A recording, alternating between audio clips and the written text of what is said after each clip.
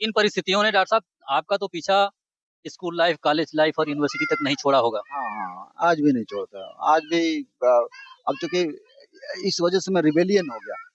और उसके रिबेलियन होने की वजह से क्या हुआ कि उस वजह से क्या हुआ कि मैं जो जो बचपना का जो ट्रॉमा था वो आज भी नहीं भूल पाया। और लोग कहते हैं कि आज का विक्रम को देखते तो कहते हैं कि बहुत रिबेलियन है, बहुत विद्रोही है। उनको शायद नहीं पता कि विक्रम क्या मतलब, कोई भी आदमी अगर इस तरह का ट्रॉमा झेलता वो अपने आप रिबेलियन हो जाता। मैं ये कहना चाहता हूँ कि यह भारत जो अ, दलित समाज है उसके लिए अपना देश ही नहीं है। यानी अपर कास्ट के लिए भारत देश हो सकता है, और ब्राह्मण के लिए भारत देश हो सकता है। मेरे लिए तो ये देश है ही नहीं, जहाँ पे हमें हमेशा दोयम दर्जे का नागरिक, दोयम दर्जा क्या, हम किसी दर्जे में नहीं थे।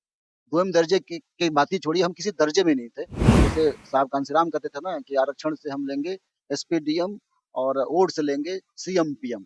तो वह दिन आ चुका है कि आप आरक्षण से अपना एसपीडीएम लीजिए और वोट से आप सीएम पीएम लीजिए। तो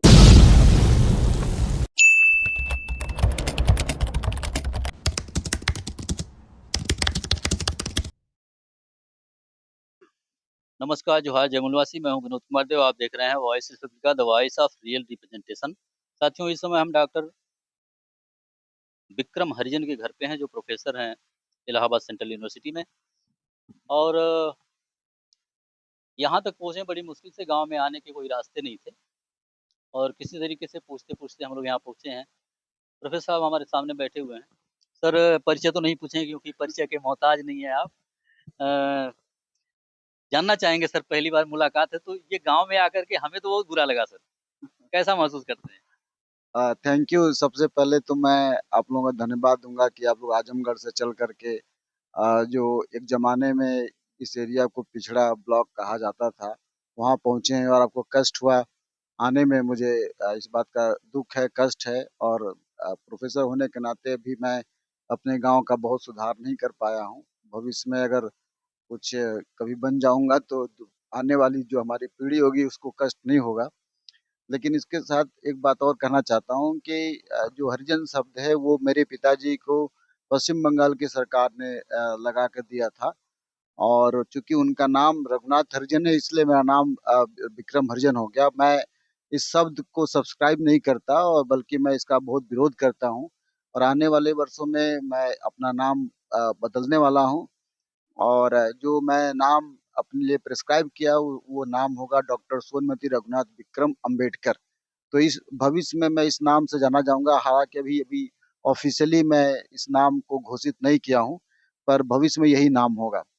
अब जहाँ तक मेरे गांव के बारे में है तो मेरे पिताजी ने, मेरी माँ ने अपने तरीके से बताने की कोशिश किया।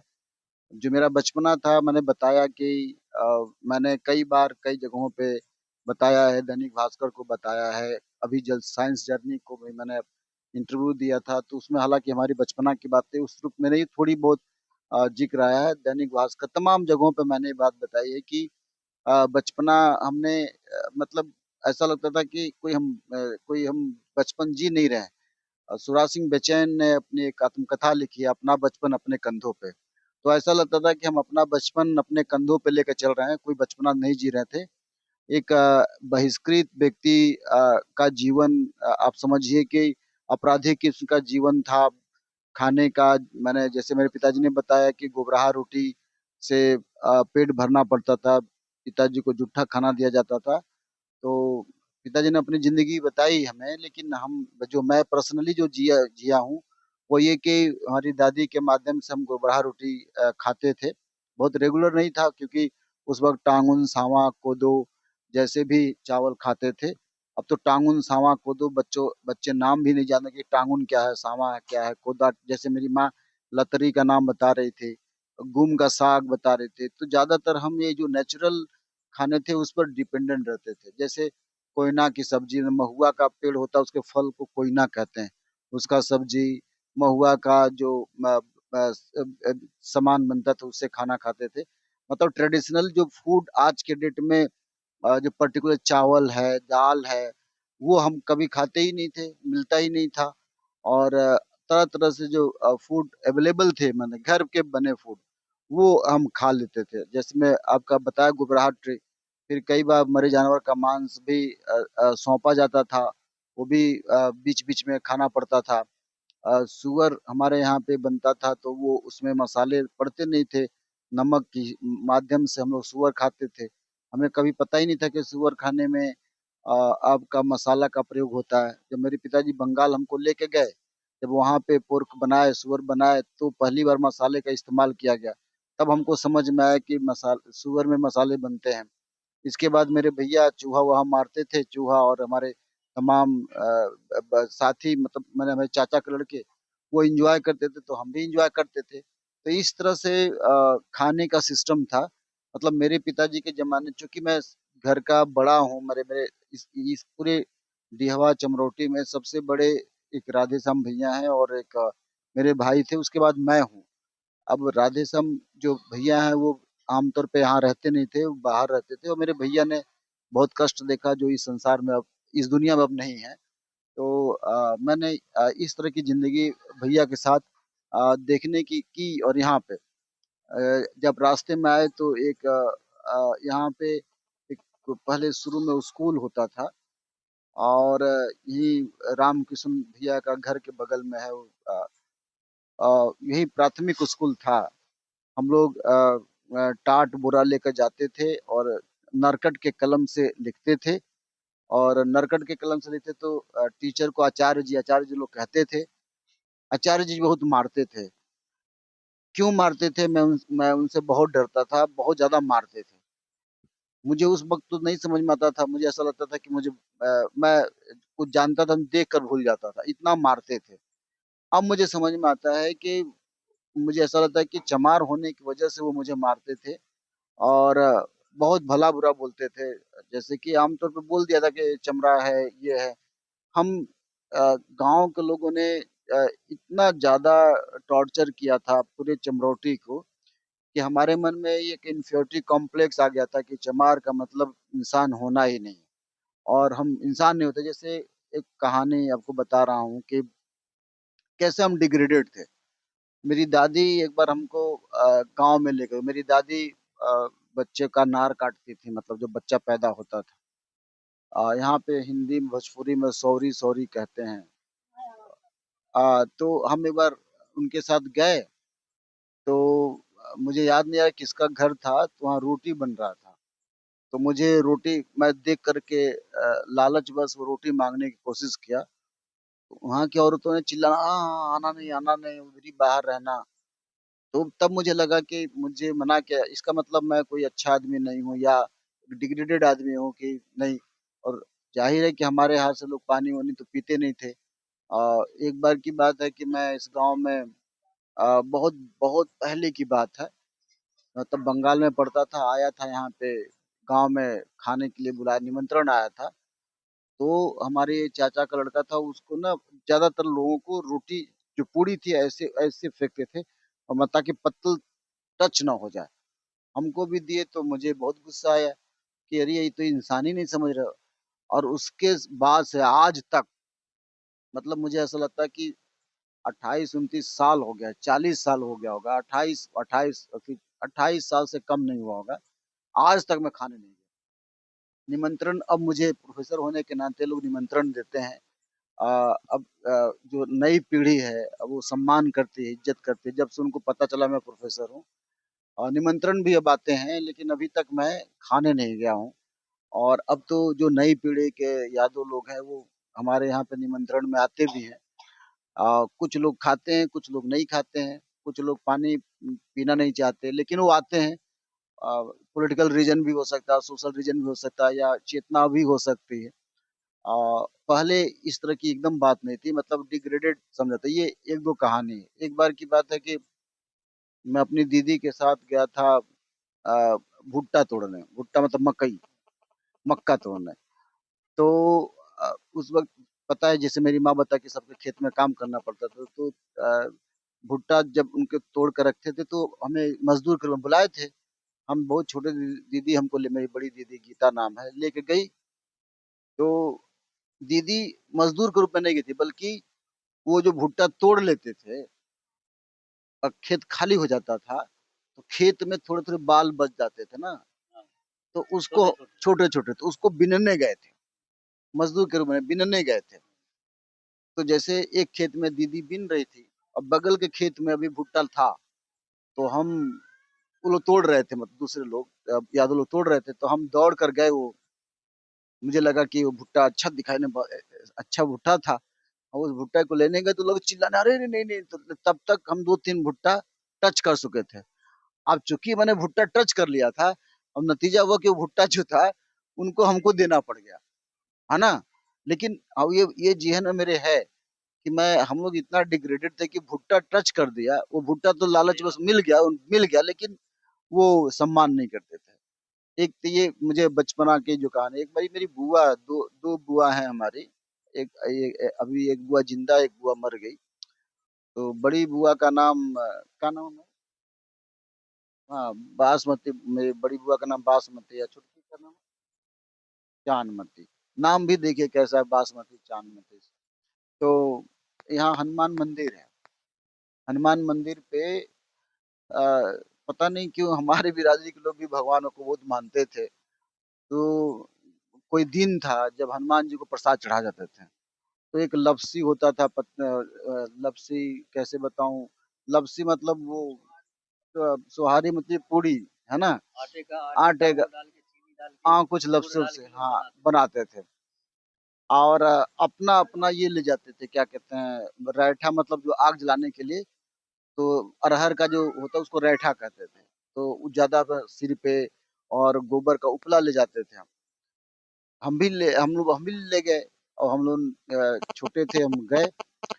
वाक़या मुझे याद है कि क्या नाम है किसी दूसरे लोग भी खाना बना रहे मतलब चढ़ा रहे थे। उनका वो खत्म हो गया मतलब वो लकड़ी खत्म हो गया। तो मेरे पास लकड़ी बची थी। हम लोग भी खत्म कर दिए थे, लकड़ियाँ ज़्यादा बच गई थी।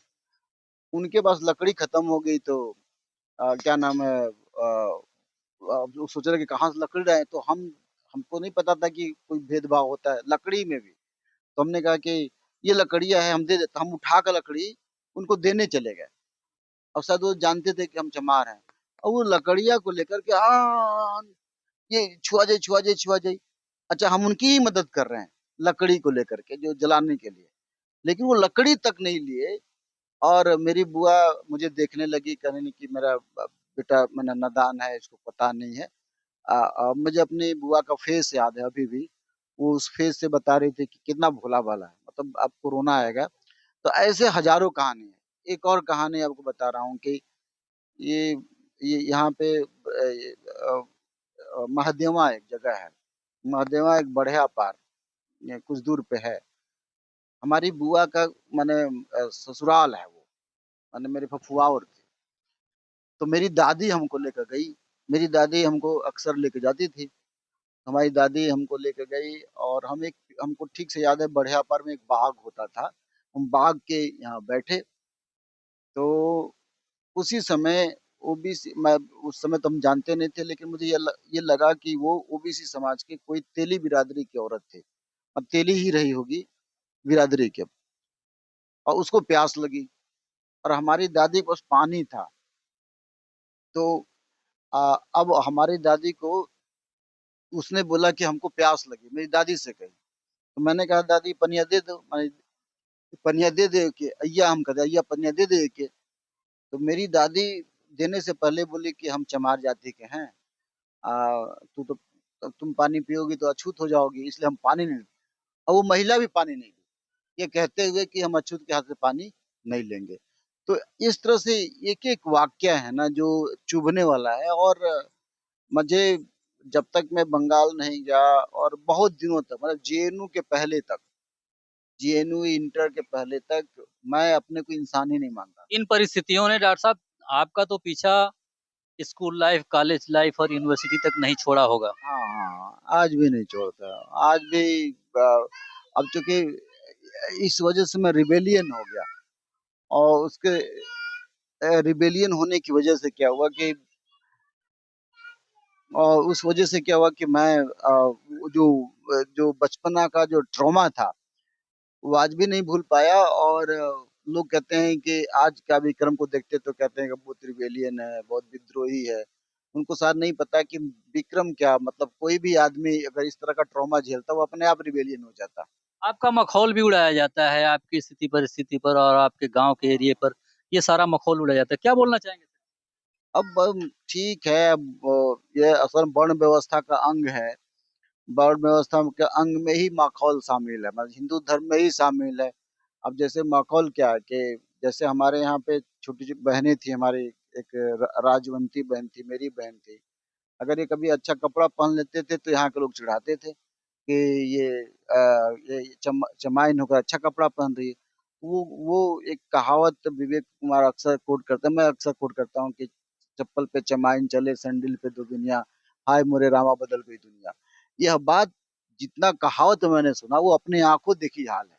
यदि आपने कपड़ा पहन लिया, अच्छा कपड़ा पहन लिया, तो किसी से पछता नहीं, यादों ही नहीं, यहाँ के आसपास चमारों को छोड़ करके दूसरी बस्ती की किसी से ये बात नहीं पछती है कि ये चमार होकर के ऐसा अच्छा कपड़ा क्यों पहन लिया, ऐसा ऐसा क्यों रह रहा है। तो ये ट्रॉमा तो बहुत बचपन से, तो गाली तो उनके खून में है। मतलब चमारों को गाली देना तो जन्मसिद्ध अधिकार है। मतलब हर कम्युनिटी के गाली देना। अभी आपने देखा पीके ने गाली ना, क्या चोरी चमारी समझ रखे हो क्या? तो वो चोरी चमारी जो प्रशांत किशोर पांडे हैं, अब जरा सोचिए पब्लिक प्लेस में इस तरह से बोल रहे हैं, तो घर में वो कितना बोलते होंगे। अच्छा, जो चमार बिरादरी के लोग हैं, खासकर जो पुरानी जनरेशन है, हमारी जनरेशन के जो चमार लोग हैं, वो तो हर जगह पे गाड़ी में, ट्रेन में, बस में, जीप में, मंदिर में, स्कूल कॉलेज, ऐसा कोई जगह नहीं है जहाँ पे ये गाली मैं रोज ना सुनता हूँ। मतलब मैं प्रोफेसर बन के जब गया तो हमारे डिपार्टमेंट का एक मैंने फोर्थ क्लास एम्प्लॉय ने हमसे कहा, हम ही से कह रहा है कि देख रहे डॉक्टर साहब, मैंने देख रहे हैं सर, ये चोरी चमारी कर रहे हैं, ये चोरी चमारी करते रहते हैं। कुछ मैंने कोई आंदोलन कोई बच्चे कर रहे तो हमसे आगे कहते चोरी चमारी कर रहे हैं। आज की डेट में एक प्रोफेसर हैं, उन्होंने हमसे ये बात कही थी कि चमर्पण कर रखे हैं। तो मैंने उस व्यक्ति से कहा कि तुम इस तरह से मेरे मुंह पे कर रहे हो, गाली दे रहे हो। तो मैंने उनको टोका और उस आदमी को भी मैंने टोका। तो टोकने की वजह से क्या हुआ कि अब मुझ पे नहीं बोलते, लेकिन अगर मैं तो टोक दिया ना, और मैं चूंकि पद में इन दोनों से मैं बड़ा था, है ना। सर, एक ऐसा वर्ग, एक ऐसी जाति के लोग जिसको व्यवस्था के व्यवस्था के पोषक लोगों ने मल्टी डायरेक्शनल हैमरिंग की है आज तक। क्या बोलना चाहेंगे सर ऐसी व्यवस्था के पोषकों को आप? देखिए, मैं ये मानता ही नहीं कि भारत कोई हमारा देश है। यह बात मैं इस प्रकरण में कर रहा हूँ कि जब डॉक्टर बी आर अम्बेडकर ने साहब महात्मा गांधी से जब ये कहा था कि Gandhi ji, we don't have a homeland, हमारा अपना देश नहीं है। तो डॉक्टर बी आर अम्बेडकर के इस शब्द पे अब तक ठीक से एक्सप्लेनेशन नहीं किया गया।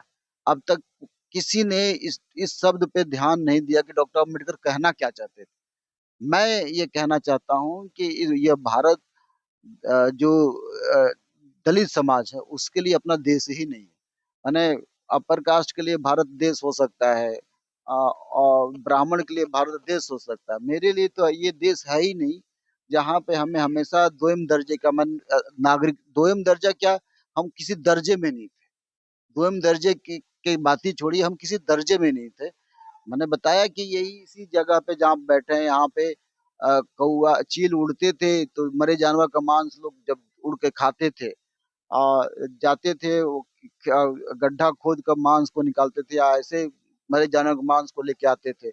मेरी बहन, छोटी बहन थी, यही हमारी एक दादी थी। तो दादी ये मरी बकरी गांव से लेकर आई और चमरोटी में घूमने लगी कि मरी बकरी किसको किसको खाना है। ठीक है। तो अब मेरी छोटी बहन थी, चूंकि वो नई जनरेशन की थी, हमसे छोटी थी, तो उसने मना कर दिया, लेकिन बाकी लोगों ने खाया। मेरे पिताजी बैठे हैं, मुझे ठीक से याद है, एक बार बकरे का सिर था, बंगाल की बात है, तो वो सिर सड़ गया था, सड़ा हुआ सिर था, और लाए, और हम नहीं खाए और हमारे घर में कोई नहीं खाया, मेरे पिताजी खा गए। अब सवाल ये है कि मेरे पिताजी क्यों खा गए? सड़ा जानवर, है ना, जो बदबू कर रहा था, ये मैंने, मुझे ठीक से याद है कि उसकी बदबू कोई टॉलरेट नहीं कर सकता। हाँ, खरीद के लेके आए थे, नहीं खरीद के भी लेके आए थे, लेकिन अब ज़रा सोचिए कि सड़ा मांस खा गए और बाबूजी खिला तो इस तरह से आपने हमको तो इंसान समझा नहीं, जानवर ही समझा। तो जो मैं ये कहना चाहता हूँ कि मैं कई मंचों से खुल के कहा हूँ कि ये देश हमारा है नहीं। अगर यह देश हमारा होता तो हम इस देश के नागरिक होते। हम इस देश में नागरिक होते तो नागरिक being a citizen means you are going to receive a lot of respect. आपका तो नागरिक होने में कोई सम्मान नहीं, कोई इज्जत नहीं। मैं प्रोफेसर हूँ। अब एक ये इलाहाबाद यूनिवर्सिटी के बगल बैंक रोड है, वहां जा रहा था, एक रिक्शे वाले ने झगड़ा किया, रिक्शे में ऑटो वाले ने आपस में झगड़ा कर रहे थे। तो मैं पूछा क्यों झगड़ा कर रहे हो, मैं डांटने के मूड में बोला। तो रिक्शा का ड्राइवर बोला देख रहे हैं साहब, ये चमार समझता हमको, हम ही से कह रहा है। अभी एक दो हफ्ता पहले की बात बता रहा हूँ, मैं ई रिक्शा पे बैठा था और आपस में दोनों शराबी थे और शराबी दोनों आपस में बात कर रहे हैं। साला चमार समझ रखा है। और हमारे साथ विवेक भी बैठा था, वो मुझे देखने लगा। और अभी बनारस जा रहा था, हम कार में बैठे थे, उसको उनको पता था मैं प्रोफेसर हूँ। और हमारे सामने जो ड्राइवर था वो मिश्रा था, वो लगा चमरोटी चमरोटी चमारों को गाली देने। तो मैं ये कह रहा हूँ कि यहाँ के डीएनए में गाली देना है।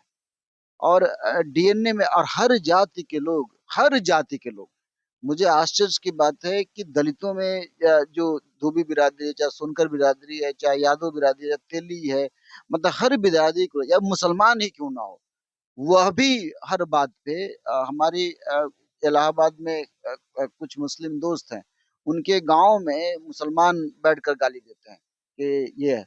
यहाँ तक कि छोड़िए उसको बात, विवेक से आप पूछिएगा, विवेक ये जो कुत्ता है ना, कुत्ता, कुत्ते को करे के चमर पिल्लई है, कुत्तवा को गाली देने की, कुत्तवा चमार की तरह कर रही है। माने कुत्ता तो ऑलरेडी, कुत्ते की तुलना चमारों से की हाँ, वो डिग्रेडेड है, तो उसको करके चमर पिल्लई कर रही है कुत्ते को, है ना। आप जरा सोचिए कि इस संसार में चमार नामक जो प्राणी है, उसकी कितनी इज्जत है। तो वो तो जानवर से भी नीच है।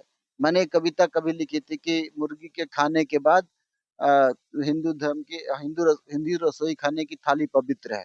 तो हमसे तो अच्छा कुत्ता है, मुर्गी या मक्खी है, जिसके खाने के बाद थाली पवित्र हिंदू हिंदू समाज की रसोई खाने की। तो ये सही है। मैंने अपनी आंखों देखा हाल बता रहा हूँ कि क्या कई लोग, मैंने जो ओबीसी समाज के लोग हैं, जो चरवाहा जिसे आप कहते हैं, उनके घरों में कई बार मुर्गी की थाली खाना खा लेती है, मुंह मार देती है, तब भी वो पवित्र है, तब भी वो खाना खा लेते हैं। लेकिन अगर चमार खा लेगा या कोई अनटचेबल खा लेगा, तो उसको भी क्या नाम है, डिग्रेडेड है। मतलब मुझे लगता है कि चमारों के बाद दूसरी कौम कोई है तो पासी है, जिसको बहुत गाली मिलती है हर हर बात पे। तो दलित होना तो मैं मानता हूँ कि अभिशाप है। इसीलिए रोहित वेमुला ने ये बात कही थी कि as a Dalit, my life is a fatal, है ना, मतलब अभिशाप है, मैं क्यों जन्म लिया इस धरती पे। और इसीलिए उसने फांसी लगाई। पायल तड़वी को देखिए, एमबीबीएस डॉक्टर थी, हाँ, फांसी लगा लिया। और क्राइम ऑफ इंडिया का रिकॉर्ड बताता ही है कि हमारे दलित समाज के जो बच्चे हैं, एससी एसटी के बच्चे हैं, बड़ी पैमाने पर फांसी लगाते हैं। और रिकॉर्ड बताता है कि क्यों फांसी लगाते हैं। तो आप उनको मेरिट से कहते हैं कि इनको इंग्लिश नहीं आती, और इंग्लिश के नाम पर आप टॉर्चर करते हैं। उनको मैथमेटिक्स नहीं तो उनको टॉर्चर करते हैं, उनको क्लास में कमजोरी तो टॉर्चर करते हैं। तो हर जगह पे आप टॉर्चर करते हैं। तो मैं इसीलिए कह रहा हूँ कि दलित समाज के लोग इस भारत के वस्तुतः अंग नहीं है। ये अंग अंग केवल अगर बने तो हम पॉलिटिकली थोड़ा सा रेलेवेंट इसलिए हो गए क्योंकि हम चुनाव में वोट देने का अधिकार हमको मिला। मुझे लगता है कि अगर वोट देने का अधिकार ना होता तो हम लोग वही जिंदगी जी रहे होते जो पहले जी रहे हैं। क्योंकि वोट देने का अधिकार बाबा साहब ने दिया, तो हमको समझा गया कि हम इंसान हैं। और इंसान तो समझा नहीं गया, वोट की वजह से थोड़ी सी रिस्पेक्ट मिली। और रिजर्वेशन पॉलिसी से हमको थोड़ा सा पैसा मिला, हम लोग कमाने लगे, तो थोड़ी सी रहन सहन में बदलाव आ गया। मतलब अब बहुत से, मुझे ऐसा लगता है कि 1970-80 का दशक का वो जीवन जहाँ पे केवल गुबराह रोटी का, मैं आपके माध्यम से प्राइम मिनिस्टर नरेंद्र मोदी अगर मुझे सुनेंगे, उनसे कहूंगा कि 1970-80 के दशक में जो जो जो दलित समाज का खाना था, गुबरहा रोटी से, उसके बारे में क्यों नहीं आप कभी बात करते? आप तो प्राचीन काल में चले गए, मतलब भारत को नॉलेज सोसाइटी घोषित कर दिया है। एंशिएंट हिस्ट्री को उन्होंने घोषित किया कि हमारा पूरा एंशिएंट नॉलेज हब था। अरे तुम्हारा एंशिएंट नॉलेज हब किसका था? हो सकता है ब्राह्मण का रहा हो या अपर कास्ट का रहा हो। उस वक़्त तुम हमको क्या कहते थे? मैं 1970-80 के दशक की बात कर रहा हूँ, ज़्यादा पुरानी बात नहीं कर रहा हूँ। बहुत पुराने की बात नहीं, 80, 70, 60 में लोग गुबरहा रोटी खाते थे और मोस्टली लोग गुबरहा रोटी खाते। प्राचीन काल में क्या खाते होंगे? प्राचीन काल में हजारों साल पीछे जाइए, जहाँ पे नॉलेज सोसाइटी की बात करते हैं, उस वक़्त तो ये सोचते ही नहीं थे कि ये इंसान रहे होंगे। मतलब आप समझ सकते हैं कि मतलब हमको नहीं लगता कि हमको लगता है जानवर से भी हम नीचे ग्रेडेड।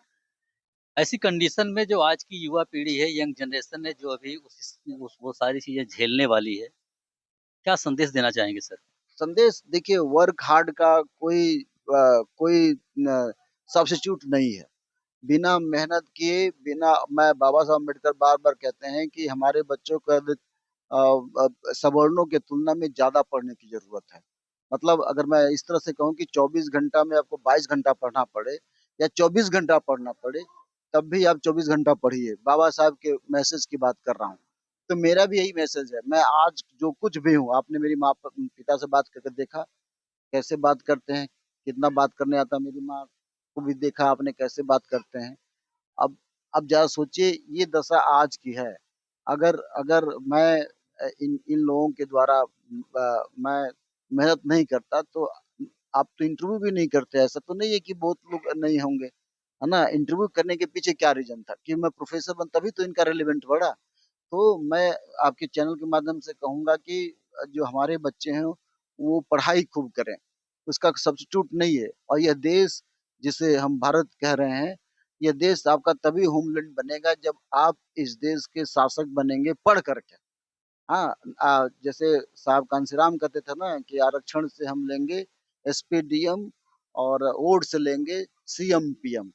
तो वह दिन आ चुका है कि आप आरक्षण से अपना एसपीडीएम लीजिए और वोट से आप सीएम पीएम लीजिए। तो सीएम बहन मायावती ही बनी है, पीएम तो हम बने नहीं, तो अभी पूरा मैदान खाली है। हाँ, हमें खोने को कुछ नहीं, हमें केवल पाना है, खोना कुछ नहीं। खोना तो उनको है जो अब तक राज रजे हैं, मलाई मारे हैं, उनको खोने का इसलिए छटपटाहट है। इसीलिए वो तमाम कहावतें बना रखे हैं कि चप्पल पे चमाइन चले, है ना? ऐसे तमाम कहावत बना रखे हैं कि चमारों के बारे में या दलितों के बारे में, हर जातियों के बारे में इन्होंने, अब ब्राह्मण को छोड़ कर के हर जाति पे इन्होंने कहावत बना रखी है। और काशीनाथ यादव कहते भी हैं कि ब्राह्मण को छोड़कर सबसे ज़्यादा हर जाति शोषणकारी माने शोषित रही है। तो क्षत्रिय भी हैं, इसमें बनिया भी हैं, इसमें ओबीसी भी हैं और हम लोग तो खैर उसके सिस्टम के अंग ही बहुत बुरी तरह से रहे हैं। तो मैं कहना चाहता हूँ कि हमारे महापुरुषों ने, सभी महापुरुषों ने एक अंतहीन संघर्ष किया है अ, अपनी हिस्सेदारी के लिए। तो आज हमारे महापुरुषों ने वो रास्ता दिखाया और हमको भारत में हिस्सेदारी चाहिए। हमको हर जगह पे हिस्सेदारी चाहिए। हमको जुडिशरी में हिस्सेदारी चाहिए, हमको शासन में हिस्सेदारी चाहिए, हमको इनके पैसे में हिस्सेदारी चाहिए, हमको ज़मीन में हिस्सेदारी चाहिए। हम ऐसा कोई भी चीज़ नहीं छोड़ेंगे, हमको सम्मान में भी हिस्सेदारी चाहिए। I need respect, I deserve to be respected. Being a citizen, I need to be respected by you people. आप हमको सम्मान दो और तुम सम्मान नहीं दोगे तो हम छीन कर तुमसे सम्मान लेंगे। तुम मजबूर हुए ना आज मुझे सम्मान करने के लिए। अब मैं प्रोफेसर बना, तुम सम्मान करना सीख रहे हो, मजबूरी में तुम सीख रहे हो। तुम आकर के मेरा पैर छू रहे हो, मुझसे बातचीत कर रहे हो, तुम इसलिए नहीं कर रहे हो कि विक्रम आए हैं। हम तुम्हें मजबूर किए अपने मेरिट के आधार पे, अपने रिजर्वेशन के आधार पे। तुम आज बाबा साहब को पूजने पे मजबूर हुए, तुम्हारी मजबूरी है। चाहे भारतीय जनता पार्टी के लोग हों, चाहे कांग्रेस के लोग हों, चाहे समाजवादी पार्टी के लोग हों। आपने देखा इसी लोकसभा चुनाव में सब लोग जय भीम बोल रहे थे। यहाँ तक कि प्रियंका गांधी, राहुल गांधी ब्लू कपड़ा पहनने पे भी मजबूर हुए। तो आने वाला हमारा समय है। हम अपने बच्चों से ये कहना चाहते हैं कि ये पूरा संसार तुम्हारा पूरा खाली पड़ा है। तुमको अब शासन सत्ता में हिस्सेदारी बनना और हर सब जगह पे हमको इतिहास में अपना हक चाहिए। हमारा इतिहास नहीं लिखा गया, हम अपना इतिहास बनाएंगे, हम अपना इतिहास पढ़ाएंगे, हम अपना इतिहास लिखेंगे। हम तुम्हारे इतिहास को डिस्कार्ड करते हैं, हम तुम्हारे इतिहास को नहीं पढ़ेंगे। तुमने जो हमको इतिहास पढ़ाया है वो हमारे लिए गुलामी का साहित्य है। हम उन गुलामी के साहित्य को हटा करके अपना इतिहास बनाएंगे। हम सब मिलकर के नई कहानी गाना है ना, तो छोड़ो कल की बातें, कल की बात पुरानी, नए दौर में लिखेंगे नई कहानी। तो हम अपने लोगों से कहना कहना चाहते हैं कि हम लोग मिलकर नई कहानी लिखेंगे और वो कहानी बहुजनों का इतिहास होगा।